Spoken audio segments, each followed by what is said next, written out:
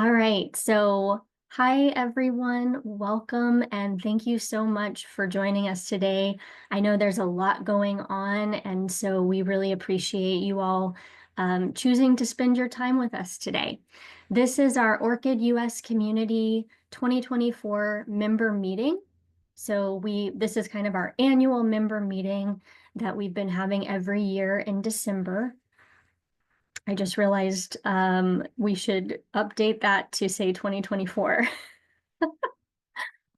Okay, so in case you don't already know us, you're ORCID US Community staff. I'm Sheila Rabin. I'm the Senior Strategist for Research Infrastructure Programs at Lyrasis.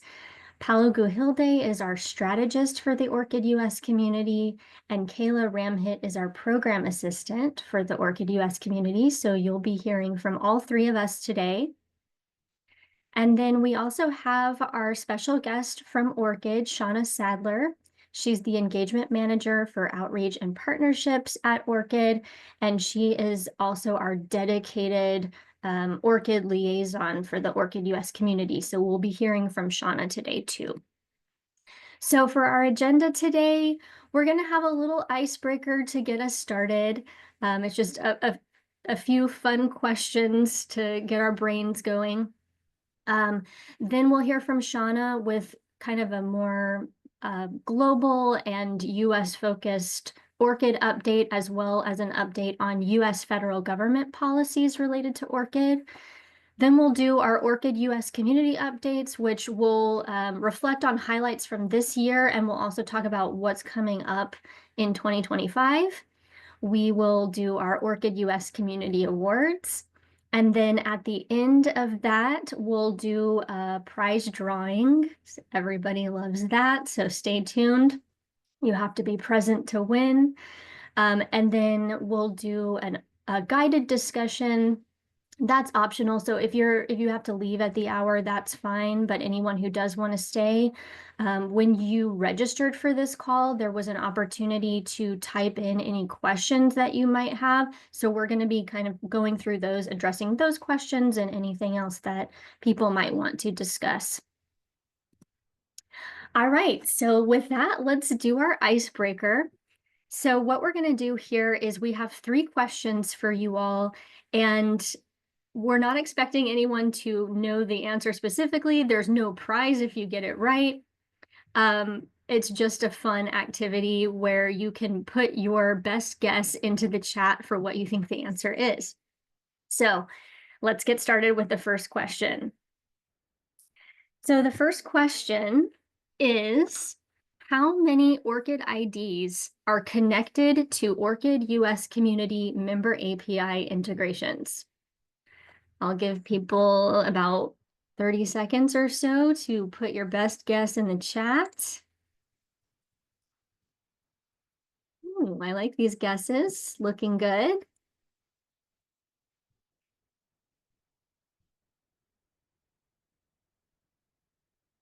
I like the guess of a lot.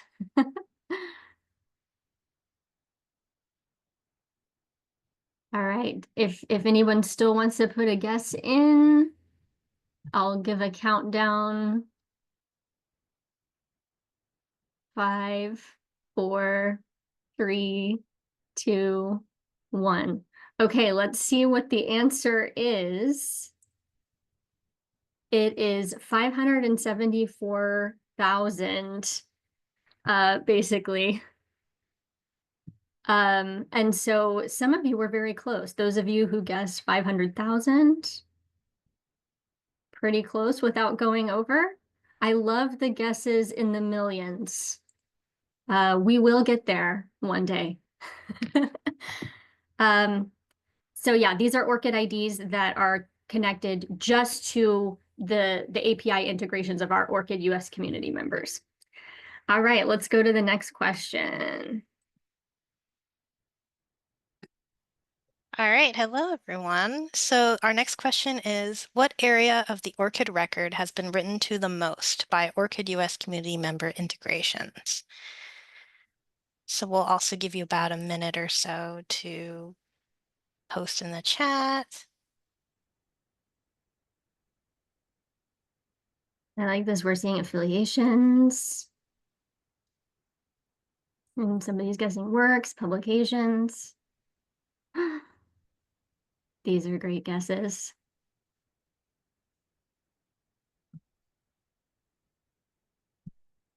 All right, any last minute guesses before we reveal the answer?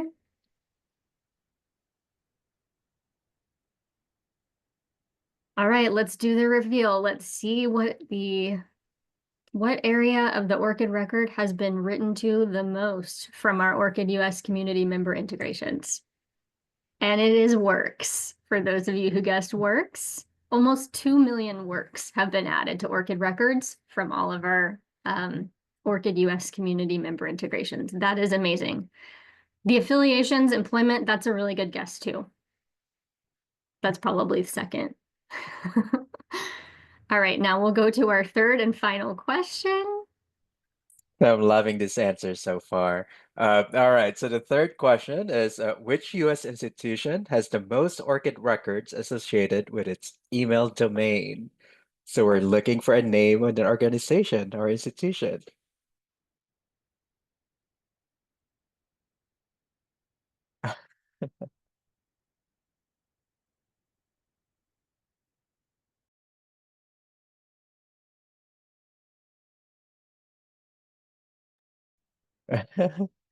All right, give it a few seconds more. These are fun.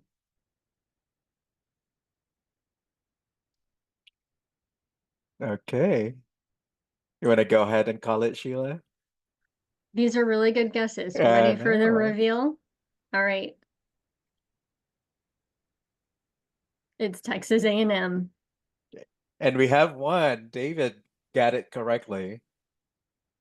Oh, really? Somebody, oh my Yeah. gosh, David Schuster. Good job, David. Wow. Awesome. Well, thanks everyone for participating in that. Okay, I'm going to hand it over to Paolo now. All right. Wonderful. Sorry. Thank you. Thank you. Well, that was great. That was kind of fun to see everyone's answers here. So now we're gonna go to the next portion of our meeting with our special guest, Shauna Sadler from ORCID. Okay, Shauna, you want to go ahead? Thanks very much, Pal. I really appreciate it. And hi, everybody. Nice to see you all again. Thanks for having me. Next slide, please. So as Paolo said, my name's Shauna Sadler. Here's my ORCID ID and a little snapshot of my ORCID profile. I have just joined, is it called Blue Sky, the new social media platform. So if anybody else is on there as well, connect with me, say hi, and then we'll follow each other back and start building up this new community. I think it'll be really fun. All right, next slide, please.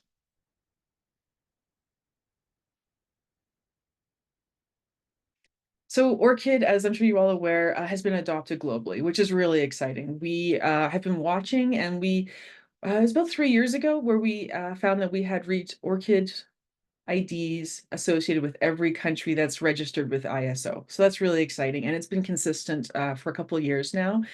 So we've got active researchers, about 9 million ORCID records are actively used over the past year, which is really great. On the bottom of this slide, I've got a link to our statistics on our website that are available anytime, and they're at your convenience. So please use this link, go to this data, and feel free to use that any way you like to internally, as however is useful for you. All right, next slide, please. So, so this slide gives a snapshot of ORCID's member organizations around the world, like yours. ORCID members are now located in about 61 countries around the world. Oh, great, thanks. Kayla has just put the link to ORCID stats in the chat. Thanks, Kayla. So we're officially have members in 61 countries, and we just got our newest member in the Bahamas. How cool is that? So Templeton World Charity Foundation joined. They're located in the Bahamas. And if that sounds familiar to you, they have a sister organization in Philadelphia, and that sister organization is considering joining as well, but not official yet. Most of ORCID's nonprofit members joined the national consortia, just like this one with the US consortia. And so we now have 28 of these consortia around the world. And I think it was about a week or two ago, Nigeria just signed their national consortia. So that's really exciting. That's our first one in Africa. Yeah, really, really excited about that. So we're getting there. We're growing and we're building this global community. So overall, ORCID has just under 1,500 members, which is mostly comprised of universities. We have also research funders, government agencies, and publishers. So each member usually has multiple integrations with ORCID's registry. And so today we have just under 6,000 systems integrated with ORCID. So that is a lot of data flowing between member systems and ORCID's registry. So we hope you're all both contributing and benefiting from this great infrastructure that we've built to share research data around the world. Okay, next slide, please. So here's a quick table to show you the distribution of researchers who are using ORCID around the world. The US has been top of this list for quite a while, and we expect it to stay there, especially with all the great work this community is doing. China is second, followed by Brazil. India has actually recently moved up a few places. This is mostly a result of their intent to form an ORCID consortium, and they've been raising the profile of ORCID around India for the past year or two.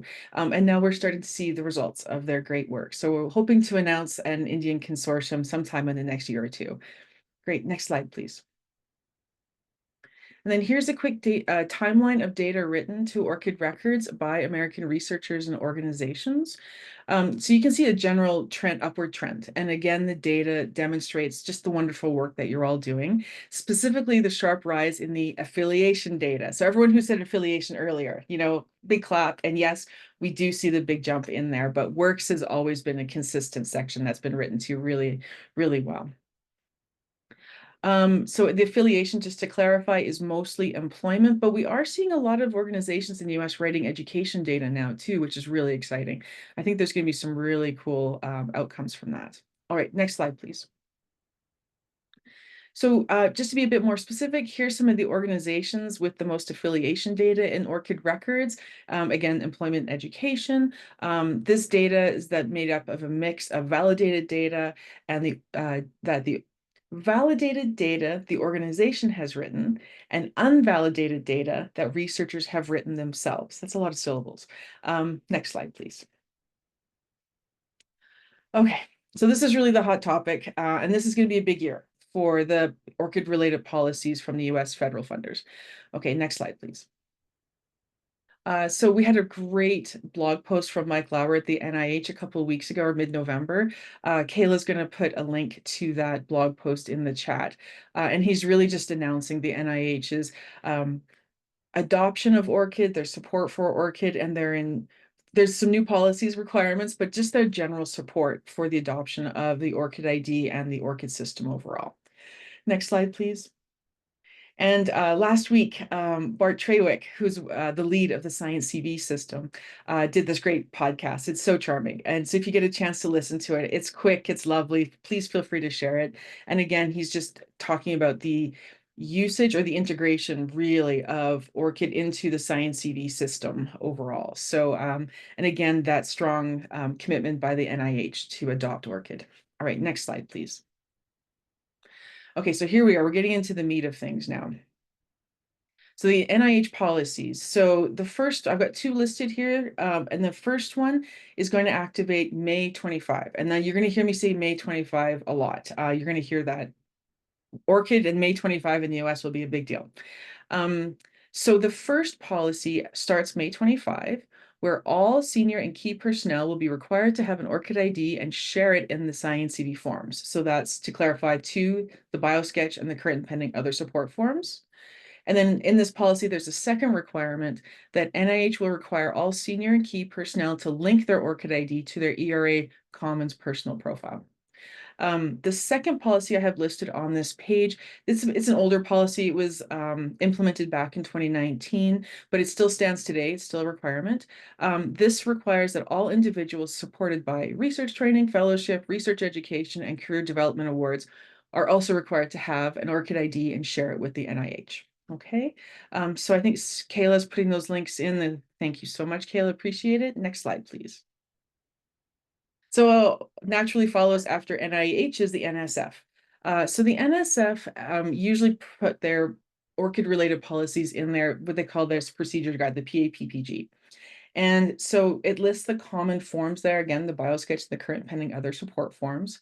So at this point in time, the ORCID ID is optional for the senior key personnel. So this is the PAPPG that went live in May of 24.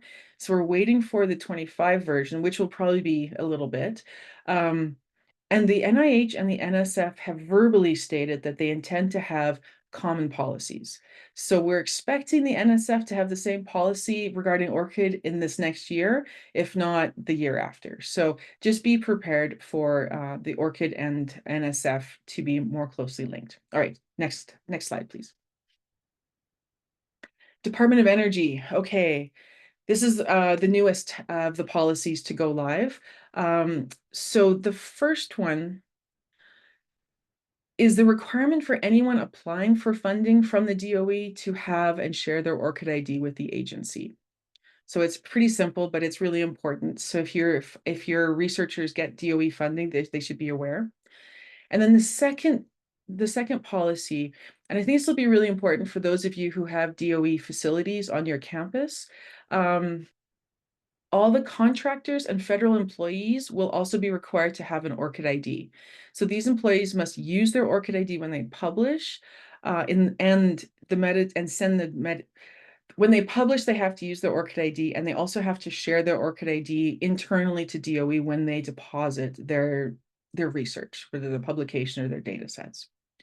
And then there is some policy clarifying that if any of these researchers are working on classified R&D, they are not required to have an ORCID ID. So look at the policy, make sure your campus partners, your campus community is aware of these new DOE policies, and make sure you go through it carefully. They're written really well, so hopefully there shouldn't be any questions.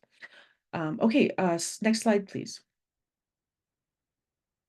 So the US Department of Agriculture, they've had this policy for a little while, so I just want to share with everyone. We are expecting a new policy from them sometime in the next year, but we haven't seen it yet. If you have, please let us know, because ORCID's not always told about policies that relate to us.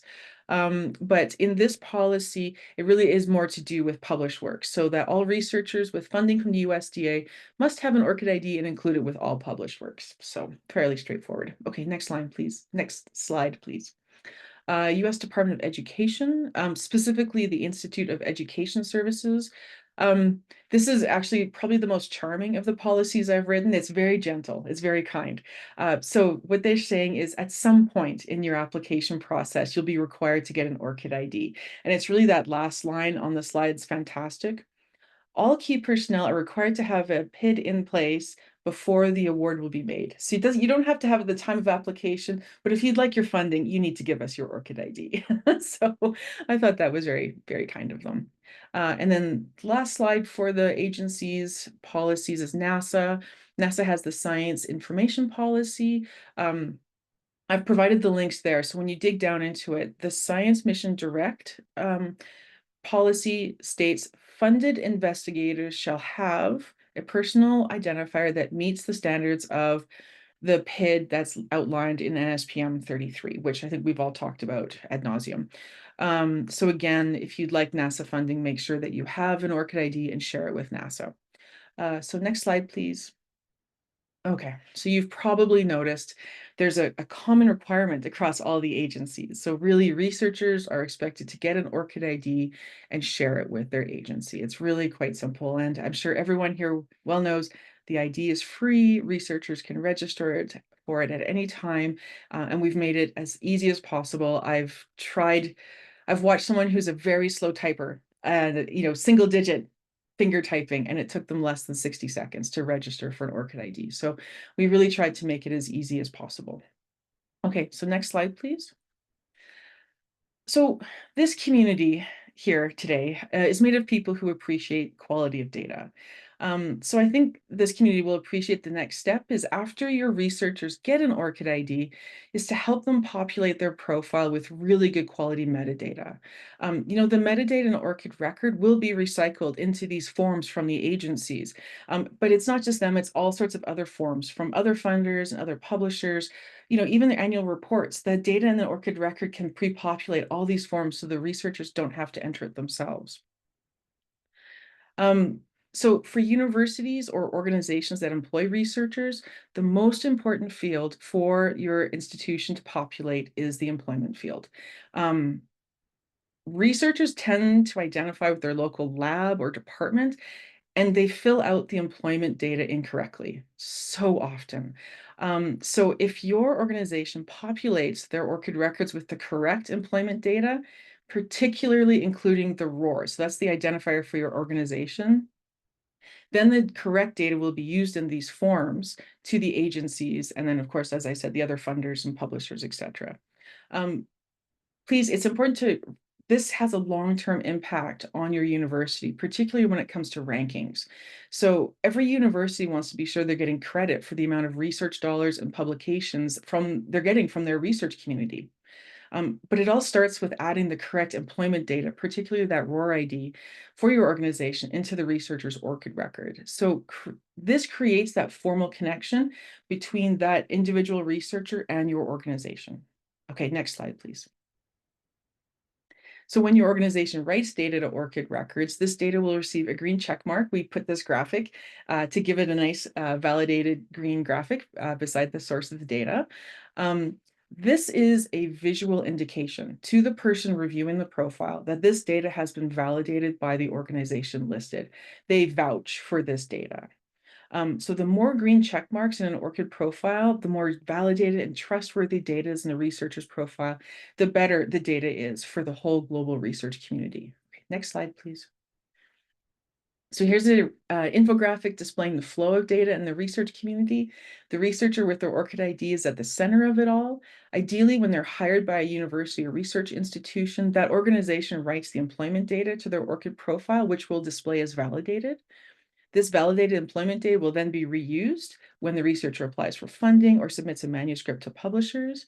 And ORCID is working with lots of vendors and systems that are used by the universities, the funders, and the publishers to build ORCID into their workflows. So it's easy for both the staff and the researchers to meet these new policies that are coming from the agencies. Okay, and then the last slide for me. So this is my request I ask of everybody here. ORCID, we're thinking about hosting some in-person technical workshops in the US next year, 25, maybe 26, for organizations who are interested in writing funding. And I think peer review would be part of that too. So, the funders on the call, if you'd like to send some of your technical staff to an in-person technical training workshop and have some one-on-one time with ORCID staff, or, I know some universities provide funding to researchers, and if your university would like to write that data to the ORCID records, you'd be welcome to send your staff as well. But then there's also some universities who just have a lot of metadata about the funding their researchers received, and they're starting to write that to ORCID records. I know University of Florida, for example, is doing that. It's fantastic. So if your university is thinking about that, if you'd like to send some of your staff to an in-person workshop, if you could let us know, yes, we'd be interested. And this is not a commitment, it's just us getting a sense of interest from the community.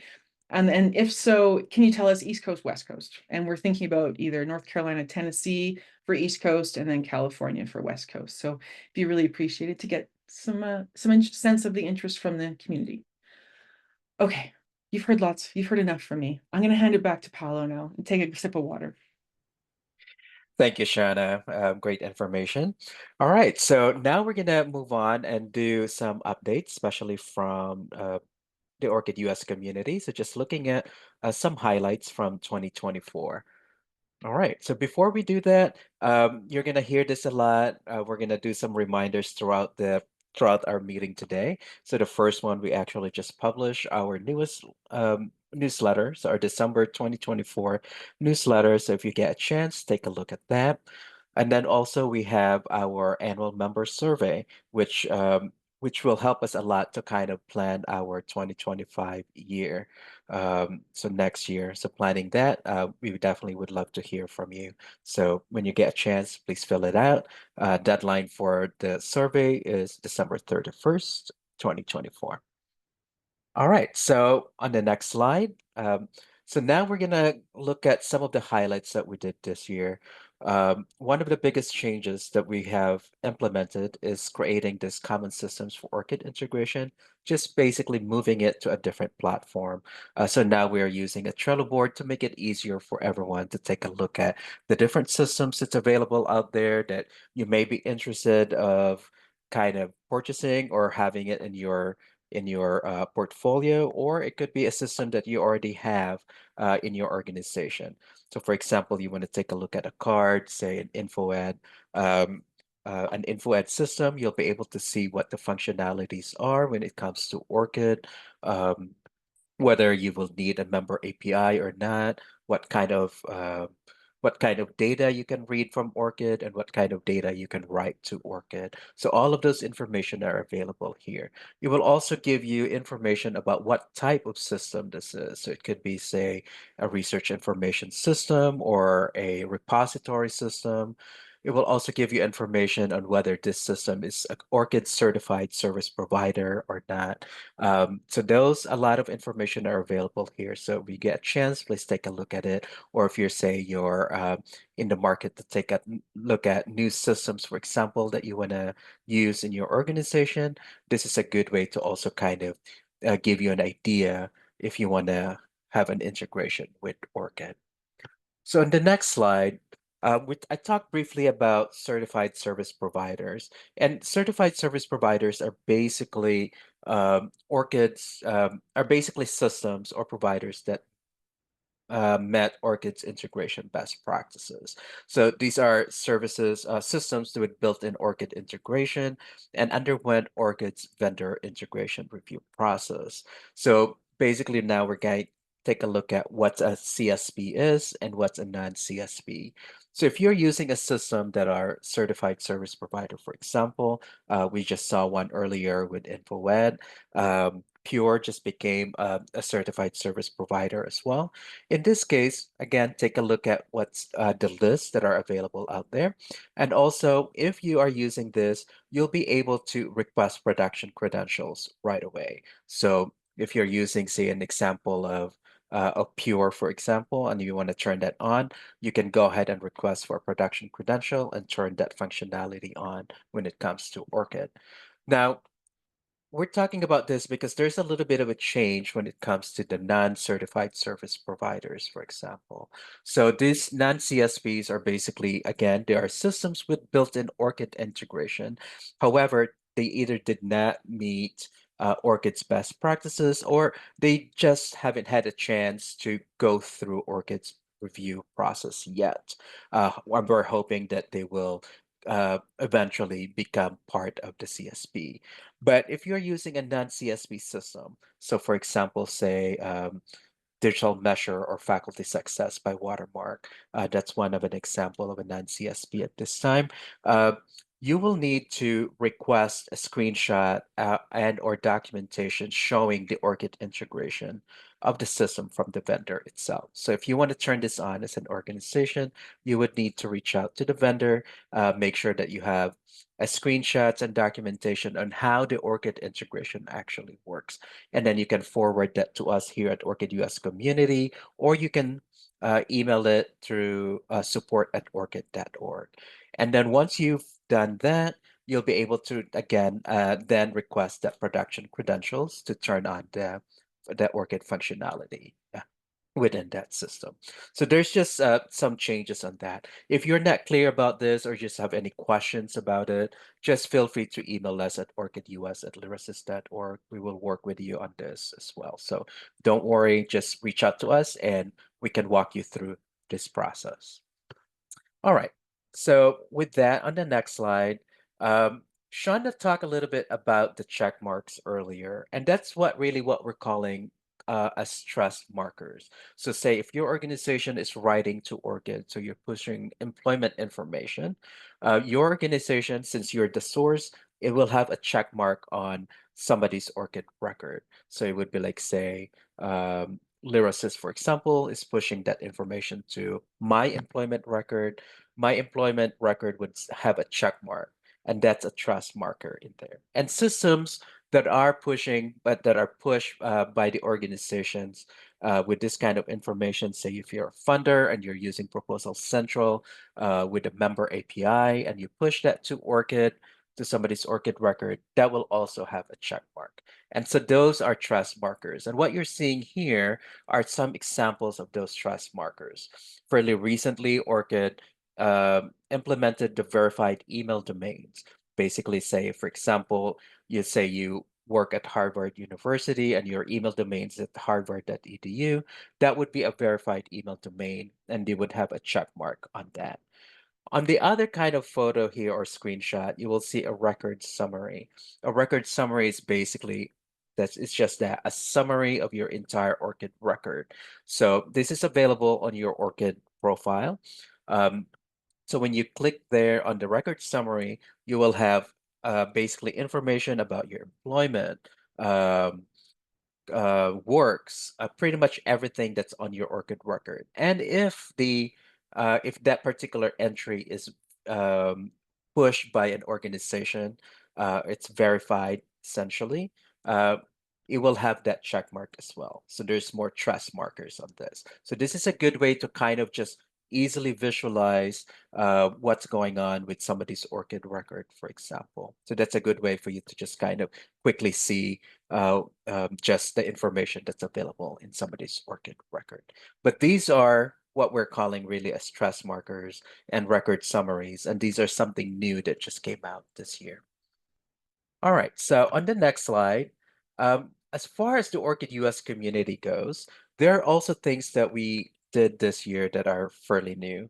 One of the things that we did is kind of started this next steps conversations, which is these are essentially informal conversations on specific topics. So we did one for affiliation manager and custom integration. So on this kind of conversations, really, we don't expect to have like a big presentation, but rather just to kind of give out information about just a quick introduction on what the topic is and encourage everyone that's attending the conversation or the meeting to just have this informal conversations on what's going on in their organization, perhaps share ideas and all of those things. So that's really the purpose of the next steps conversation.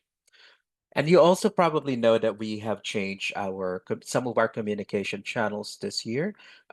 We moved away from the discussion forum, and now we are now on the listserv, and we also have a Slack channel. So these are just new communication channels that we have this year. The listserv, of course, we send out announcements to everyone. We also do that on Slack, and Slack also it's really for people to for members to go ahead and ask questions, share information, and all of those things. So feel free to use the Slack channel as well if you just want to quickly ask a question to, say about a particular system perhaps, or anything that's related to ORCID and PINs. And you can subscribe to both just by filling out the form that Kayla shared on the chat. All right, on the next slide, one of the biggest highlight this year as well is that we are actually updating our website. So from now, basically what you're probably going to see is that there's going to be changes throughout the year, and we'll continue doing that also. But one of the things that we did this year is create this what we're calling resource library. And this is really where all of our case studies, guides, news, community awards, and events information are kind of put in place. So it's like a platform where we have everything in here. So you can go ahead and go to the resource library, search for a particular keyword, for example, or use the categories or use the different tags that's available here to kind of pinpoint what resources you want to take a look at. So this is a good way for you to just to have everything all in one place, and a good way for everyone to check what information and resources are available within the ORCID US community.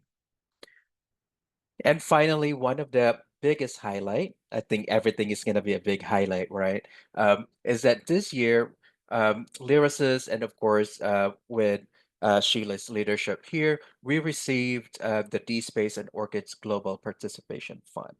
So basically, this Global Participation Fund is to improve ORCID API integration and functionality within the D-Space repository.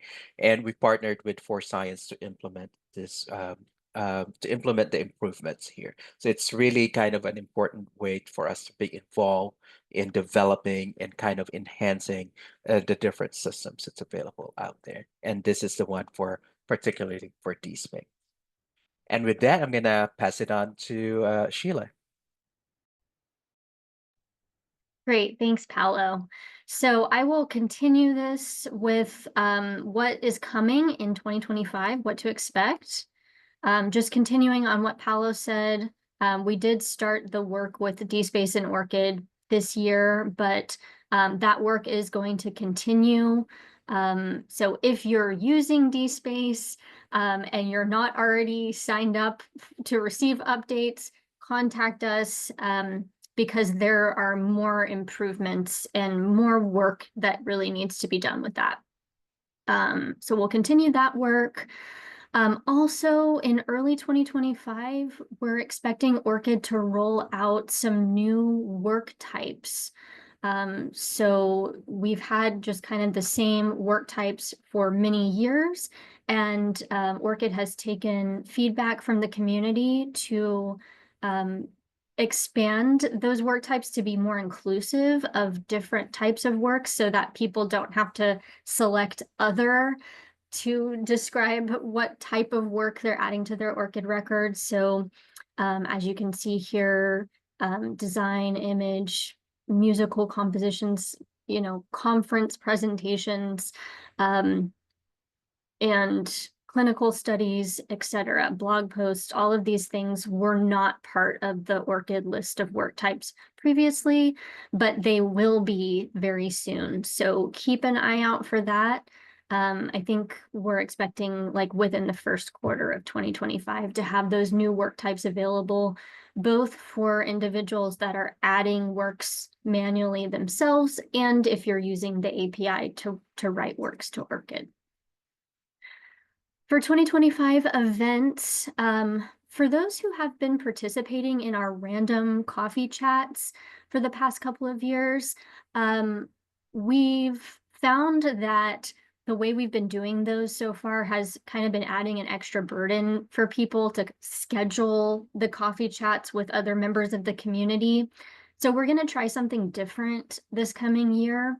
And what we're going to do is instead of sending out emails to the people who are participating and having one person scramble around to try to schedule a time for each group to have their coffee chat, we're going to try having us schedule one session per quarter that anyone who's interested in can come to.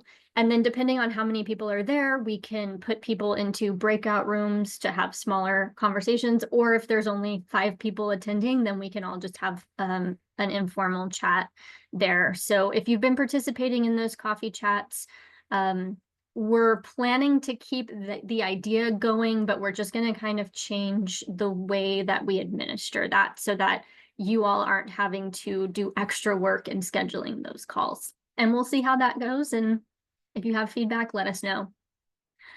We are planning to continue the next steps conversations that Paolo talked about. The topics are still to be determined based on how everyone answers our survey. We rely on your survey answers to help us plan what topics we're going to talk about each year. But some of the ones we were already thinking about based on feedback we've already received are topics related to medical institutions in particular. So health and hospital systems, medical schools, funders that provide funding for medical research, that kind of thing. And then also topics related to funders in general.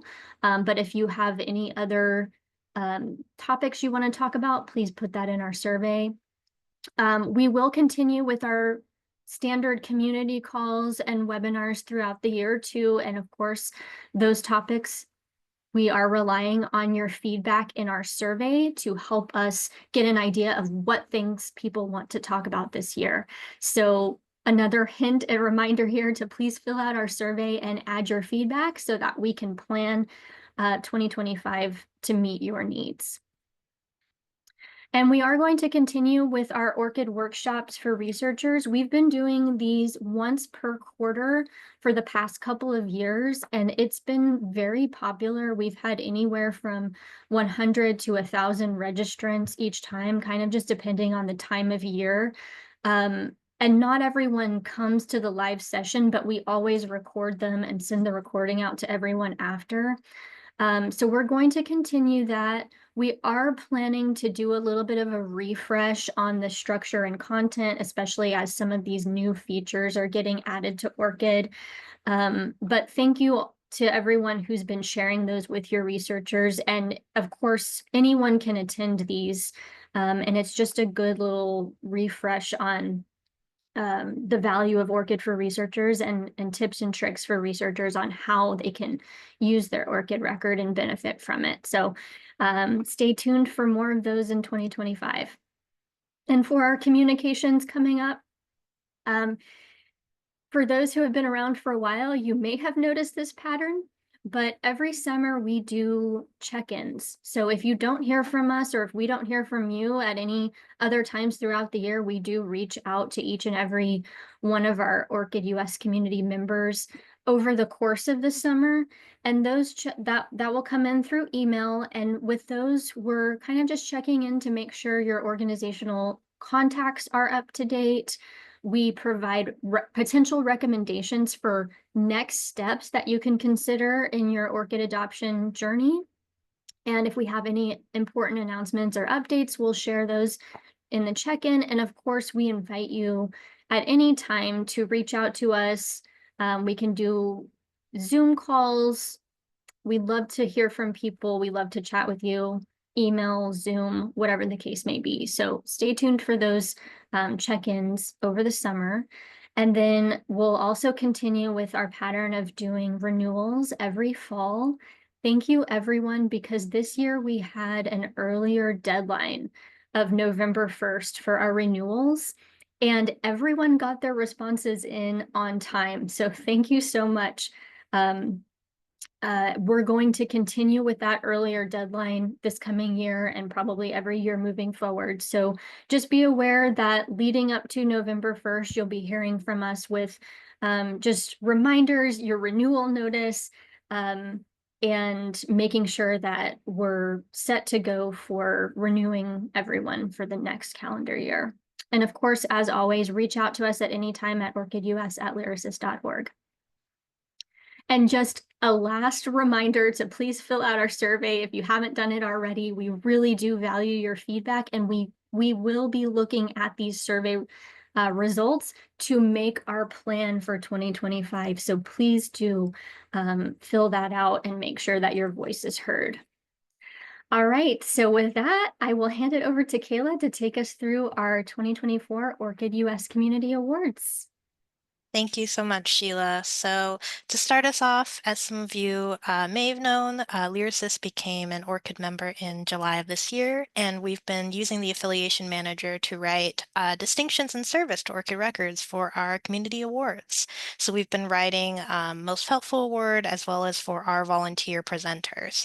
So to get us started, let's go ahead and congratulate our winners for this 2024 year. Next slide, please. So our first award is our Most Helpful Individual Award. Next slide. And we'd like to congratulate Mark Zuloff. He won this year for his work, his advocate work with Pure's ORCID integration and his continued support and guidance to Pure users who are engaging with ORCID. So a quick round of applause for Mark. Next slide, please, Sheila. We would also like to recognize Nina Exner from the Virginia Commonwealth University as well. She did not win the award this year, but we also wanted to congratulate her for her work as a data librarian meetup and her continued support of ORCID feedback. So our next award for this year are Outreach Effort of the Year awards. So this goes to our institutions who have done outreach. Next slide, please. So this year we have 4 winners. We have the University of Pennsylvania. They've conducted ORCID workshops, developing an ORCID ID bracelet activity, which increased engagement with ORCID from their researchers. We also want to congratulate the University of Arkansas for starting a campaign to register with Affiliation Manager and to increase faculty engagement with ORCID. Temple University for hosting their campus-wide resource days, showcasing university resources and having an ORCID-themed table with a lot of swag. And Binghamton University for creating an outreach event to reach out to different campus departments, gauging research impact and encouraging ORCID adoption. So thank you so much to these 4 institutions. And then we also want to recognize our honorable mentions from these 4 institutions as well, who have also done outreach this year. Rheumatology Research Foundation, University of Nevada, Las Vegas, the University of Iowa, and Ohio State University. So thank you so much, guys, for all your outreach efforts this year. This is our organizational achievement. So this is for all those organizations and institutions who have done custom integration work this year. So we congratulate all of those institutions and organizations. So from this year, we have Neuromatch, Northwestern University, Stanford University, the SUNY System, State University of New York, Stony Brook University, the University Corporation for Atmospheric Research, University of Houston, the University of Michigan, and William and Mary. So thank you all for your work and creating your custom integrations. That's amazing.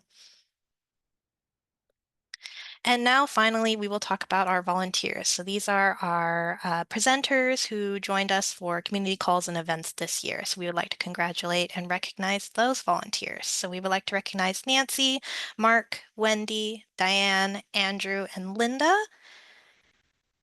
Sherry, Laura, Alicia, Scott, James, and Zach. So thank you so much for presenting at our events this year and for all of your volunteer work. We really appreciate it.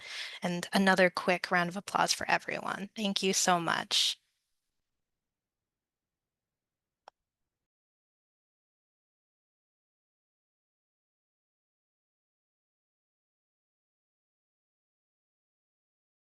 I think you're muted, Paolo.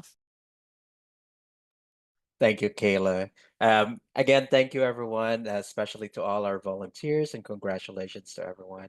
Hopefully, you all can see my screen right now, which is pretty much everyone's favorite part, I guess, on our meeting. So this is our Wheel of Names kind of prize drawing. This one specifically for all of our volunteers. So we'll spin the wheel and have one we'll provide, not provide, but we will send a gift card to basically our volunteer winner for today. All right, so I'll go ahead and do that.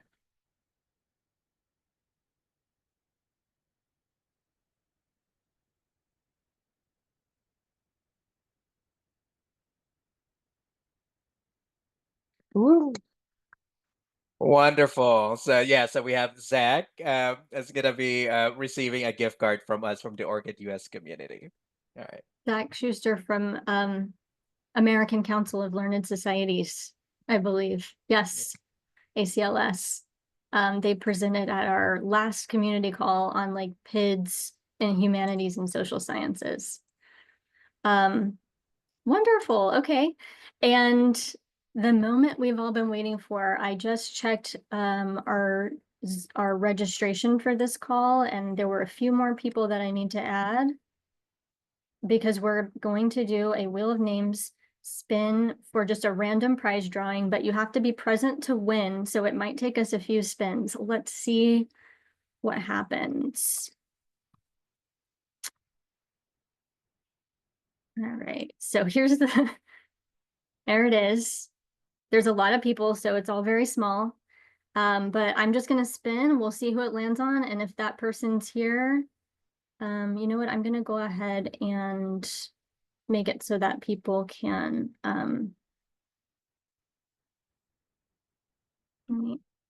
was gonna make it so that people could unmute so that if you're here, but I'm not seeing the way to do that. Hold on one second. If you're here, you can unmute and say, I'm here. Okay, I don't see how to do this. It's not showing up in my Zoom Maybe you need to stop settings. sharing. Okay, let me try it. Sorry. Technical difficulties. Okay, so I Do you got see it. host controls, Paolo? Yeah, I got it. I Okay, think okay, I thank you. uh-huh. Thank you, Paolo. Okay, let me go back to, wait, wait, sorry. Oh, there we are. Okay, can everyone see the wheel of names? Yes. Yes, okay, all right, we're gonna spin. All right, here we go. Let's get a drum roll. Click to spin. This is always my favorite thing every year.